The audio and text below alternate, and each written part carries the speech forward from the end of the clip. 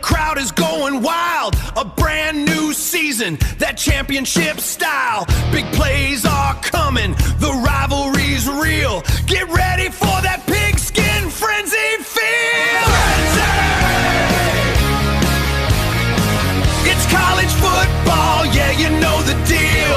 This is Pigskin Frenzy. Pigskin Frenzy! Man, chills. Chills are running down because we are ready to rock and roll with Pigskin Frenzy once again. I love hitting that record button. Let me go on and tell you something. I love doing it when I'm on camera. It's like a whole nother wave of just energy just piles into me, right? Because I'm fired up, ready to rock and roll and talk some college football. And not only that, we're in spring. And I love spring football because it means that it's like a prelude, right? A prelude, and like we're getting ready and getting everything in check as we head into the fall, right? It's like preseason almost for college football, and we're fired up, ready to rock and roll. All Big Ten slate, like we said on Tuesday, at the end of Tuesday's episode. Go back and watch that one. We have Ohio State, we have Michigan, we have Oregon and USC all underway for spring results. Ladies and gentlemen, welcome to Pigskin Frenzy on this beautiful Thursday afternoon. Thank you for joining us. I'm Joel Norris, and whether you're watching on YouTube, listening on Spotify, listening on Podbean, listening on Apple, a big thank you for taking some time out of your Thursday to just sit back, watch, and listen to some college football coverage presented by us. If you're watching on YouTube, subscribe to the channel, like each episode, leave comments down below. Spotify, Podbean, and Apple, all you got to do is just share around with others and follow on there as well. X and Instagram and TikTok is at Pigskin_Frenzy.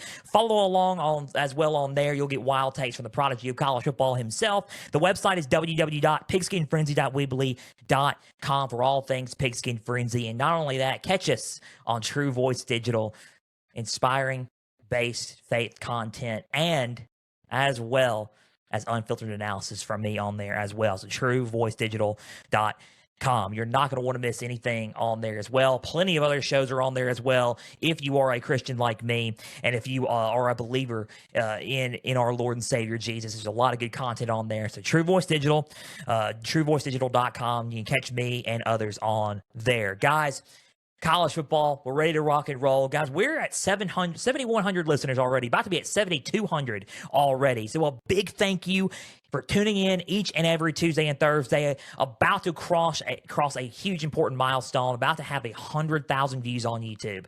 Insane. It's mind-blowing to think about that, and it's a huge thing to think about. We're so thankful, and we cannot do this without you guys. It's like I said, it's a we show. I say it every time. It's a we show, and we're so thankful we get to do this for you guys and with you guys. You suggest a lot of our content, and we put that out there to deliver the best college football content for you guys, and we're so thankful for you guys. And not only that, we couldn't do this without our Lord and Savior Jesus.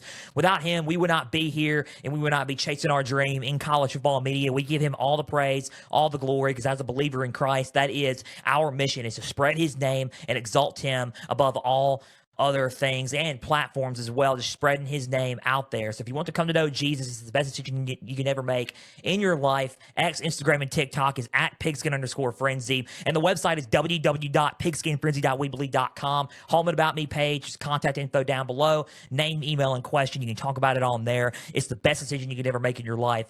Coming to know Jesus. We're so thankful for him, and we glorify him and give him all the praise for delivering us and putting us in college football media and chasing our dreams. Guys, we're fired up, man. We are fired up. Spring results, all Big Ten slate, and we got to kick it off, man. We got to kick it off and go to Columbus, Ohio. Not the defending national champions. We're going to talk about the defending national champions on Tuesday's Pigskin Frenzy, but the previously defending national champions. They won it in the 2024 season, and it's Ohio State. Julian Sayin coming off of his first full year of starting. He's got some experience in. Now he's fired up to be back. He's undoubtedly the starting quarterback for this team entering the 2026 season. You got a loaded receiver room, and not only that, it's led by the best wide receiver in the country in Jeremiah Smith. Ryan Day coming back. They had a I would say they had a Big Ten championship title loss. They had a playoff loss to Miami as well. So it kind of left a bad taste in their mouth a little bit as well. So there's a lot of things that we unpacked during our spring outlook with them. A lot of it had to do with the offensive system. Yes, we're going to talk about that. We're also going to discuss a little bit of the D-line. The D-line is actually surprisingly better. We're going to talk about a little bit of the O-line because I think as I evaluated Ohio State, we kind of shifted a little bit during this. We kind of shifted what was happening with the defensive line up into the offensive lines. We kind of shifted gears a little bit while evaluating this. And running back depth, because I think that's a thing right now that we can discuss about Ohio State. So first off, those are the few things that I wanted to see from Ohio State during the spring outlooks, those things I just mentioned. And let's get with the positives and the negatives. So the positives for me about Ohio State during their practice, they had their spring game on April 18th. So there's been a lot of spring practices enough to where I can evaluate and give my results on them during their spring, like I will with all the other teams because I've been evaluating them all. So their spring game is in a couple of weeks, in 10 days on the 18th. In 9 days to be exact. 9 days to be exact since it's April 9th. But Ohio State, for me, the positives, obviously quarterback is not a concern for me. Julian Sayin coming back, he's one of the best quarterbacks coming back in the nation. I believe, and we are going to do a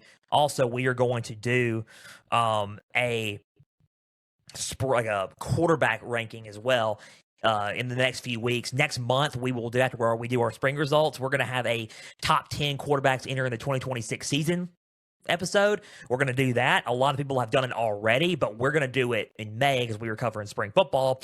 Julian Sayin's up there. Let me just put it that way. He's up there on my list. I think he is top 3. Not going to tell you where yet, but I think he is top 3 in college football as a quarterback. He is. He's that good. And he has played like it. I believe he's going to play like it in 2026 as well. Maybe. We'll just have to see what happens due to the system change. So Julian Sayin has had a good spring. He's been throwing the ball well, and he's been connected and building chemistry with his other receivers as well. And that was really the connection that I was thinking as well. Jeremiah Smith has had a good spring as well. Not too worried about Jeremiah Smith and Julian Sayin. Positives as well. Defensive line actually kind of bolstered up and stepped up. I'm really surprised by that. I thought they did lose a bit on their defense. Surprised about how well their defense is setting up as well. The positive there for me is their defense and how well Patricia is in command of that defense in the spring. So those are some few positives that I'm thinking of with Ohio State right now. Questions that I have is the running back depth, obviously. They have some good ones in there. The running back depth is a little bit of a thing that you can look at and think, okay, who's going to start really and take snaps at running back if you are Ohio State? They have freshman running backs in there. As we go through their roster right now, the depth, Legend Ray is one of them. He's a true freshman at running back. And then when you look at their, other running backs, Jacoby Jackson, senior running back, he can take snaps as well. So the running back depth, a little bit from last year, it's kind of taking a hit a little bit. I think Bo Jackson is still there at sophomore. So you got them there, Stanley Jackson Jr. You got some running backs, but the depth of them is kind of fleeting when you go with their freshman backs as well. So for me, running back depth is a thing for me with Ohio State, and I'm questioning that as well. Who's going to be really the primary back? You would think Bo Jackson, probably him, but we'll just have to see in that position. Obviously, I think receiving core is a question, but who's wide receiver 2 behind Jeremiah Smith? Obviously, Jeremiah Smith's the go-to guy. What's going to happen there? At the receiving core, you got Kyle Parker coming in. Brandon Ennis is also still there. You got those 2 guys there. So when you look at it, you're thinking, okay, you know what I mean? Who's going to be that dude? Behind Chris Henry Jr. coming in as a freshman, the son of the late Chris Henry. He's coming in. He could be wide receiver 2 immediately. So you got 3 receivers there. And the receiving core is deep. I'm not saying that it's not deep. It's a deep receiver room. It's just who's going to take that mantle of replacing Carnell Tate. That's the question. And then the other kind of like really not.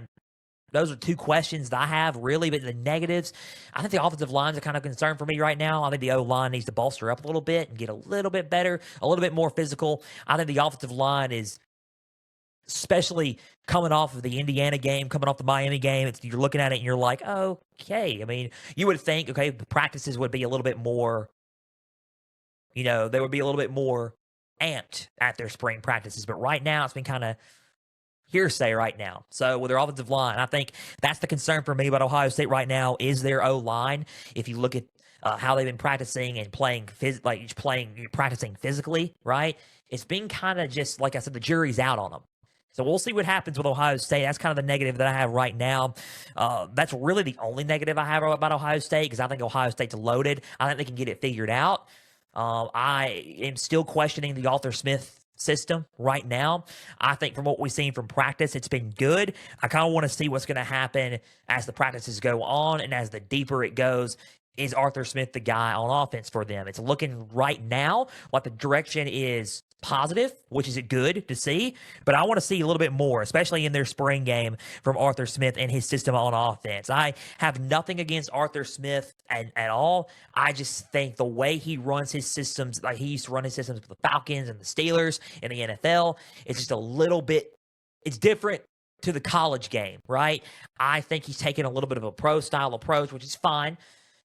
I mean, these players need to learn how to play professional football, right? But you also don't really need to take a lot of what the college system is like as well, right? So I think it's a little bit of both, right? So how is he going to utilize his receivers, his go-to receivers? I mean, that's a big question as well. You got Jeremiah Smith there, like I said, Brandon Ennis.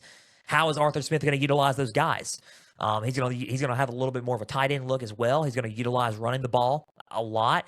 So the depth of the running back needs to be in question as well, because if he's going to utilize the run game a little bit more and rely heavily more on a running back first type approach, then you're going to have more backs in the game as well. So those are kind of the questions that I'm having from Ohio State right now and how the system is going to be.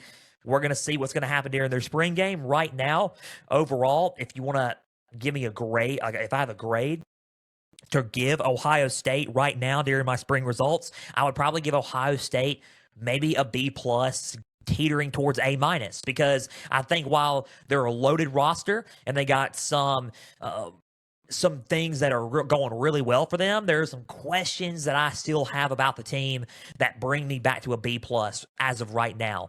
Overall, on paper, this team is probably going to contend. Their schedule's pretty tough. Would not surprised if they win those games and make it to the playoffs. Also, would not surprised if they take a step back and go to the play and miss the playoff.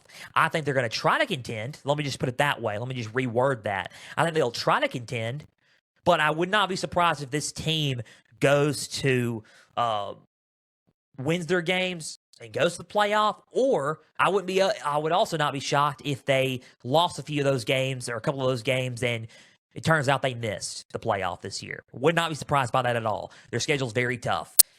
Texas early on in Austin. They got to play USC. They got to play Oregon. They got to play. Michigan as well. Indiana as well. They have a pretty gauntlet of a schedule.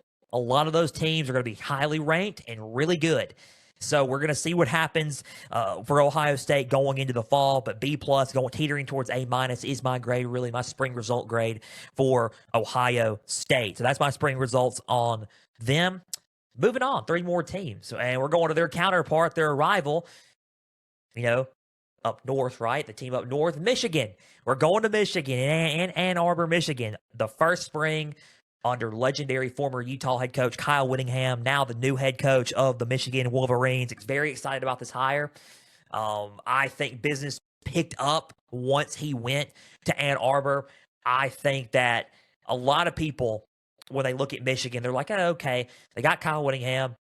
This team should be good, but are they going to be, that good like they were with Jim Harbaugh winning a national title? They could be, and I'll tell you why. Number one, Kyle Whittingham has done a great level of things at Utah. He's brought them to the Rose Bowl. He brought them to the Rose Bowl. He brought them to just a grand old heights. He's brought them to Pac-12 championships. He's done a lot with Utah and the talent that he had there. Now, this is not a knock against Utah. Utah's a great school, great program. It brings in some good talent. But Michigan is a whole other brand, a bigger brand, a lot more talent that's going to come in that through that pool in Michigan. And not only that, he's got a little bit of a tiny bit of better resources there, and he's going to build a huge staff there. And he's already built a huge staff there. Jay Hill coming in from BYU to be their defensive coordinator. Brings in Jason Beck with him as offensive coordinator. The offensive system's going to look good. The defensive system's going to look good. He's brought in some good players there. Like John David Daly there. He brought John Daly in there as a defensive tackle. He's probably going to be one of the best defensive players in the country, but not only that, probably the top defensive player on that team. The running game's going to look good with Savion Hitter coming in. And not only Savion Hitter coming in, you have Jordan Marshall to start things off as well. So the team on paper, roster-wise, looking good. A lot of people are going to think like, okay, it's going to be year one for them. Totally understand that. So, and it could be one of those things for Michigan where you're looking at them like, okay, next year they'll do something. And that could be it. But I wouldn't be surprised also if they started making some noise now a little bit because of how well they have quickly built and equipped.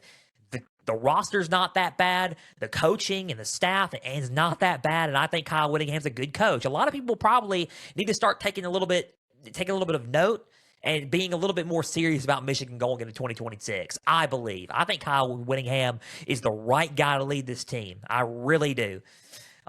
So that's the kicker there. So going into their springs, the positives that I'm seeing right now, I think defensively, they are playing really well. I think out of all four of these teams that I'm talking about today, the defense today that I really like is Michigan. I think Michigan defensively is playing very physical and playing with an edge and toughness about them and playing with some grit and practicing with some grit. So positive to me is the defense. If you want to look at Bryce Underwood, I want to see a little bit more development out of him.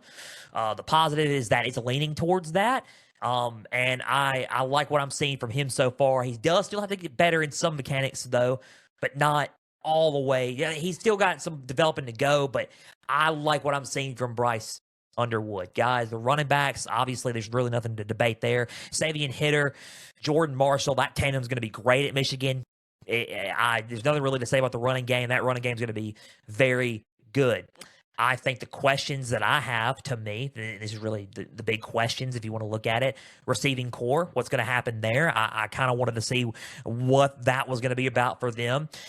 Who was Bryce Underwood going to throw to, and what's the receiving room going to look like for Michigan? Who's going to step up and be that go-to guy for Bryce Underwood in Jason Beck's offense? So, and I'm pretty sure they're going to get it figured out by fall, but that's really what I'm looking forward to question-wise as well. I think negative for me, and the only really big negatives that I have for me about Michigan right now, this is a good thing. This is a good and bad thing. I think positive and negative, really. Positive is they're being very physical in practice, and they're taking it up a notch physicality wise in practice. Negative is I hope that does not come back to bite them. And I think, yes, in spring, you do have to have some level of physicality to what you're doing because it's a contact sport. It's college football. At the same time, I do not want the players to get injured during spring.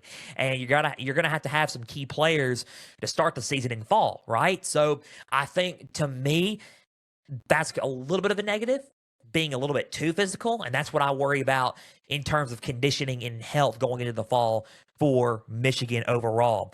Their spring games on April 18th as well. Their practices have been good so far, honestly.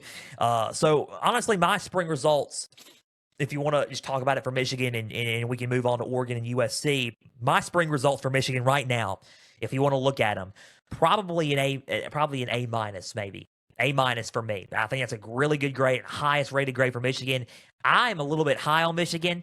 A lot of people aren't going to be as high on Michigan, but I really like the hire of Kyle Whittingham, and I have no doubt that they're going to play with a little bit more of an edge. Their offense is going to be a lot better, especially throwing the football, and Jason Beck's going to value that a little bit more also. The priorities are there. Kyle Whittingham is focused on building that program to a winning program and a consistent contender in the Big Ten each and every year, like it was under Jim Harbaugh the past few years and Jim Harbaugh's final years there. I think that his priorities are right, the system is right, and I think they're in place. They're gearing up to be in place to try to contend. I'm not saying they're going to go to the playoff this year or not, but they're working towards that right now. So A- for me is my grade for Michigan so far right now in the spring. So that's my spring results on Michigan. There's no doubt in my mind that Kyle Whittingham is the right guy to lead the Wolverines. There's no doubt. It's probably, honestly, if you want to have like a top five hires really of the season or of going into 2026. I mean, Lane Kiffin would be up there. I think that Alex Golesh would be up there going to Auburn. John Summerall going to Florida. If you want to talk, excuse me, I think that honestly Brian Hartline going to South Florida is really good, and I also think that Kyle Whittingham going to Michigan's really good. I think Kyle Whittingham's top 5 coaching hire out of this coaching carousel. Really, he is the right guy to be leading Michigan. So cannot wait to see what he does in the fall. That was my spring result grade on Michigan and Kyle Whittingham. Knock on wood. Did y'all hear that? Knock on wood. I was knocking on wood there. Da da da da da da da. Oregon. Let's go to Oregon, up in Eugene, going up way up north now, and going out west and going up north to Eugene, Oregon. Dan Lanning entering his next season as Oregon football head coach. And Oregon, let me go and tell you something about Oregon. It's coming. I keep saying it about Oregon. It's coming soon. Just be patient and trust in the process of Dan Lanning. I think Oregon is going to eventually cross that threshold of, okay, we're getting close and close and close, and eventually it's going to take off. It really is. It's going to happen.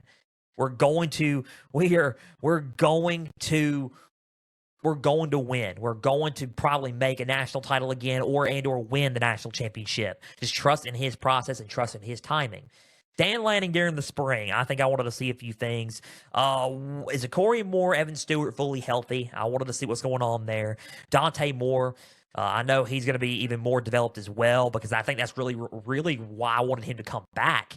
I think he's one, if not the best quarterback in the country. And I think that he has a possibility of shining and winning the Heisman Trophy this year if he has fixed some of the mechanics that he has done, especially in the playoffs. He's done really well last year. I think he can do even better this year. I'm glad he came back. I think it's the right decision for Dante Moore to come back.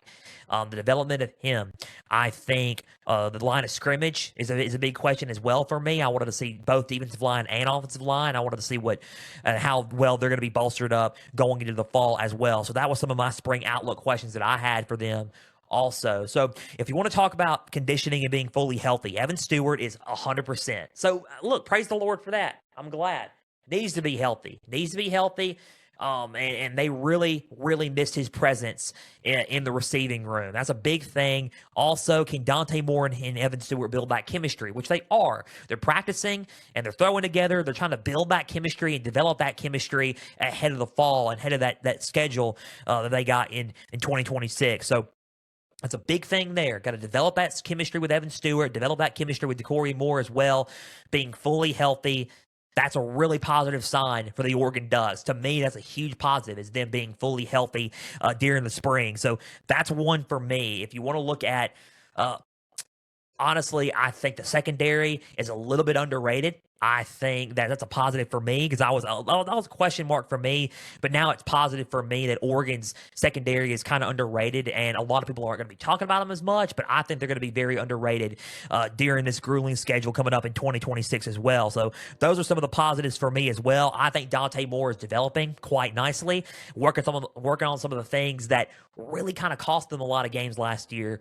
Not really a lot of games, right? But the Indiana game, for example, the Indiana games, they only lost to Indiana twice. So those games right there, I think some of the mechanics there is what cost them those two games against Indiana.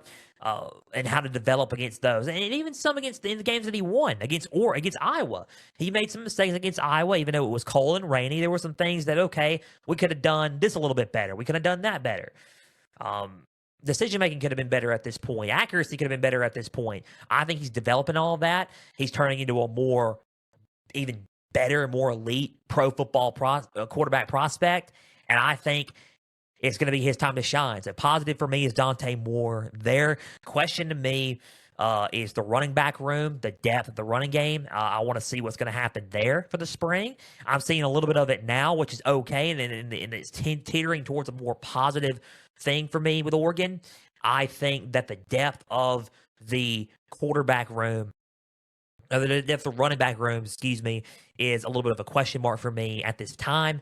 I think that the only really negatives that I have, honestly, is a little bit of the O-line rotation going on there. I think they have talent. I just want to see more unity up front on the line of scrimmage, especially on the offensive line. Defensive line's more of a positive. I think defensive line's bolstered up and playing a little bit more and practicing a little bit more physical. They look good and ready.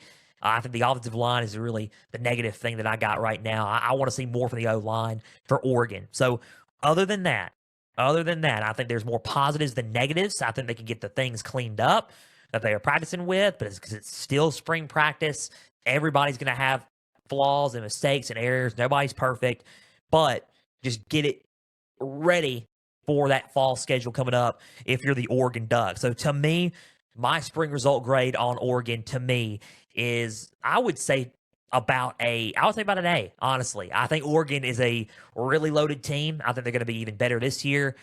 Dante Moore is coming back, and that's the huge upgrade there. I think the running back thing's going to get in check. I think the offensive line's going to get cleaned up, and just got to add a few tweaks in there, just be a little bit more physical on the line of scrimmage, and I think they'll be fine because Dan Lanning's a physical football coach. He's a good football coach, and I trusted the process of Oregon. So my spring result grade on Oregon is an A. It's just a solid A for the Oregon Ducks during their spring. Cannot wait to see what Oregon's going to do. A lot of people are questioning Oregon, and I understand why you would question Oregon, because you're like, okay, when is it going to happen? They made it to the national championship in 2010 against Auburn, the 2010 season against Auburn, going into 2011, and they lost. They lost to Auburn. Okay, they made it back to the 2014 going on 2015 year, or in 2015 year, but it was the 2014 season. They made it to the national championship again. They lost to Ohio State. And then you're thinking, okay, they made it back to the playoffs. In the 12-team playoff, they lost to Ohio State in a quarterfinal blowout. This past season, they lost to a blowout against Indiana in the semifinal. So they're getting closer and closer, right? It's just like, okay, when is it going to be our time? When are we going to finally eclipse and win our first ever national championship? I would again, trust the process in Dan Lanning. I keep saying that. He's a great recruiter. He's recruiting top-notch talent to come to Oregon. He's got his staff in place. He's he's trusting in his staff as well. Or otherwise, he wouldn't have made the hires that he made from in-house. So he's trusting the process, and he's doing really well at recruiting, laying the foundation for that team, embracing the grind of, okay, trying to get his first ever national championship. Everyone's going to say, what big games has he won? He's won big games before. A lot of people think, okay, he probably hasn't. He has. He's won some big regular season games while at Oregon. I know he's lost a few, yes, but he's also won some big season games, some big regular season games as well. Playoff game, he's won a playoff game against Texas Tech. Yes, he's had blowouts against the semifinals and in Big Ten conference foes, but it's coming. Just trust the process, man. The process is there. It's coming. You just got to trust in it. So just trust in Dan Lanning. My spring result for Oregon is a solid A. Guys, that was Ohio State, Michigan, and Oregon spring results. Let's move on, last but not least, to USC. USC is the true wild card in everything. And I say they're the true wild card in everything because I think, if you want to look at everything with USC, I think that they are a team that really needs to go to the playoff this year. I will get to that here in a little bit. They exceeded expectations for me last year. They ended up winning more. I said at least 8 games. They ended up winning 9 games, 9 to 10 games. So USC won more games than I thought they were going to win. They exceeded expectations, which was good. Jaden Maiava came into his own as a really good quarterback for them. I expected him to even be better this year than he was last year. They had the number 1 recruiting class going into this year, and that's exciting, huge. And they're going to try to continue that momentum now. They concluded their spring practice and their spring football on April 4th. Hopefully, I would love to have head coach Lincoln Riley on the show to discuss everything there and discuss what's going on as the process wraps up and they plan to turn into recruiting now and focus on recruiting here shortly. But would love to have head coach Lincoln Riley on the show to discuss everything as well. So, man, USC is to me a team that, like I said, they have to probably get in. So last year was one of those, okay, I wouldn't expect them to go to the playoff, but try to fight for it and contend. And they did that. They sure did.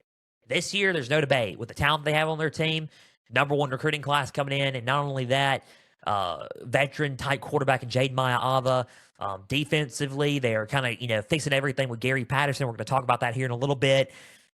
They have to find a way now to, okay, we're going to turn this into a playoff team, and we got to get in. We have to. I think you got to if you're USC. It's a make it or break it year for me in terms of that. I would think you got to show something to where, okay, we got to make it in at this point. With the talent and the money and the resources that's being built into that program, we have to figure out a way to get back into the 12-team playoff. We got to. So, honestly, the development of Jaden Maiava, he's even better. That's a positive for me. He was throwing really well during spring, making better decisions as well. His accuracy is a lot better as well. So, to me, I think that's a positive for USC is Jaden Maiava practicing a lot better and moving the ball around and stretching the ball downfield a lot better as well. So that's a positive for me if you're USC going into that as well. I think defensively, they looked a little bit more sharp and precise. So that's a positive for me heading into USC as well. Now, I think sharp and precise. Now, you got to be a little bit more physical. So that's really the negative that I think for USC right now is physical. I think they got to be a little bit more physical overall. I think that's the whole really negative thing about USC, just to be a tiny bit more physical, and not just as on defense, but as a whole team as well, just be a little bit more physical. So that's a negative right there for me, and that was a positive right there for me. Question mark still remains at the receiver room. I'm curious about the wide receiver room, and I'm trying to figure out what's going on there question mark wise, right? I just want to see what's happening with the wide receivers at USC. I'm concerned. I'm not really concerned. I just think they're replacing Mekhi Lemon, Jacoby Lane. They're gone. Who's going to step up and be that true wide receiver 1 for USC? You got Zacharias Williams at receiver, Trent Mosley. Zacharias Williams, a redshirt sophomore, Trent Mosley, a true freshman receiver, Terrell Anderson as a junior. You got guys there. Corey Sims as a sophomore from St. Louis. You got guys there in a receiving room that can step up, but who's really going to step up? Because nobody has really separated themselves to me as that true number 1 guy, right? Maybe a little bit of Terrell Anderson. I would think maybe Terrell Anderson has taken a little bit of an edge, maybe, but I want to see more out of everybody as in that receiver room this year. I don't want it to be the downfall of USC. I hope it's not, but I just want to see a little bit more from the Trojans wide receiver room. To me, I think that's huge for me to see, and I want to see who's stepping up big in the receiver room for me. So that was really a positive, a question mark, and a negative really for USC overall. I think they just need to be a little bit more physical. I mean, sharp and precise on defense is good, but overall as a team, need to be more physical to probably win some of these games because the schedule that they have going into the fall is kind of a gauntlet. So, I mean, they got Oregon early, Ohio State, they had to play Indiana. I think that some of the games they have on their schedule are games where they can sit back and look and be like, oh, we lose 2 or 3 of these games, we're done, right? So I'm just trying to think right now in my head.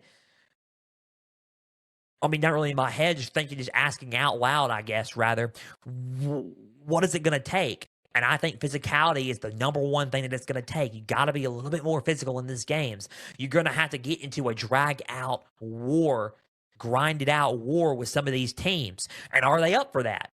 I think that's a really big question for USC. Are they truly up for that? Are they truly up to be grinding it out physical with these teams in the trenches, in the line of scrimmage battle, tackling defensively, trying to go after the quarterback, playing physical against the offensive line, trying to rush the quarterback and get after him.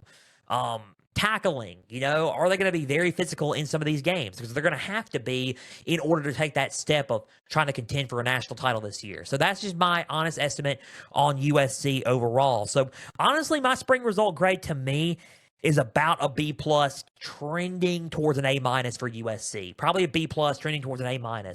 I think there's some good things about USC. I think running the ball, I think running back is going to be good. I think quarterback is going to be good. I really do like Jaden Mayava. I think he's to me a top 10 quarterback in college football. I really do. I think he's proven it a little bit more in the spring as well. He's developed quite well. I think that's a positive for me. I am the only thing I'm really concerned about really is the physicality of the team. Sharp and precise defense. Gary Patterson, just how we like it. I do want to talk a little. I can talk a little bit more about the defense coming up soon. But to me, it's like the defense did well, but they were more technical and sharp and precise. I want to see a little bit more physicality from the team as a whole, because I think that's the only way they're going to get, to where they want to go. They got to be more physical, and I think that's the way to go, is to be more physical overall. So B+, trending towards A-. That's really my spring result grade for USC because of the physicalness factor. Just want to see him be a little bit more physical overall. So B+ going towards an A- for USC in their spring results. So overall, like I said about USC, and I said I was going to say it and talk about it, they have to probably go to not really go to I won't say national title, but go to the playoff at least. I think it's a little bit more of a make it or break it year this year, because it's like with a team, kind of in I wouldn't say a similar situation that LSU was in last year under Brian Kelly, but not in that way. But I will say it's a sense of urgency of, okay, we've been kind of like going for years on this with the whole with Lincoln Riley and everybody. We've been going for years, and there's a little bit of pressure there to try to at least make it in one of those at-large spots, even just to make it there. I think just getting there would be a trend step in the right direction. I think it's a little bit of a make it or break it year for USC overall. I think 100%, no doubt, they probably have to try to contend at going, for trying to make a run at a national title, but try to make it a playoff as well. They have returning production. They have one of the top returning productions in the sport. USC does. So, and you're thinking, what's wrong with the receiver depth? That's where it took a hit. That's where some of the losses took a hit, was at the receiving production.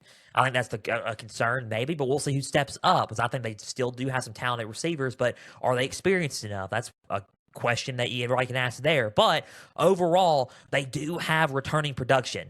So you're looking at that, one of the top returning productions in college football. So you're looking at that and you're thinking, they have to try to make a run. They have to. So we're going to see what happens with the USC in the 2026 season as they head into the fall. That was my spring results on USC. That was my spring results on Ohio State, Michigan, Oregon, and USC. Guys, we are out of time. A big thank you for taking some time out of your Thursday to just sit back, watch, and listen to some college football coverage presented by me. If you're watching on YouTube, subscribe to the channel, like each episode, leave comments down below. Spotify, Podbean, and Apple. All you got to do is just share around with others and follow on there as well. X, Instagram, and TikTok is at Pigskin_Frenzy. Follow up the pages there. You're going to get episode updates and news and highlights from the prodigy of college football himself, and wild takes from me as well. Guys, catch us on True Voice Digital as well. Inspiring faith-based content and unfiltered analysis from me. Guys, not only that, the website is www.pigskinfrenzy.weebly.com. We're so thankful for you all, guys, tuning in each and every week and on today's episode as well. We're so thankful for our Lord and Savior Jesus. Once again, we give him all the glory and all the praise always. Guys, coming back up on Tuesday, we're continuing on with some more spring results, 2026 spring results, talking about Notre Dame, talking about Indiana, talking about Penn State, and talking about Michigan State. So Notre Dame, Indiana, Penn State, and Michigan State back on tap coming up on Tuesday for 2026 spring results. You're not going to want to miss Tuesday's edition of Pigskin Frenzy. Cannot wait for that. Guys, until Tuesday, I'm Joel Norris. We're signing off. We're praying for you all. Hope everyone has a great weekend. Until Tuesday, I'm Joel Norris signing off. For everybody out there, please and always stay the course.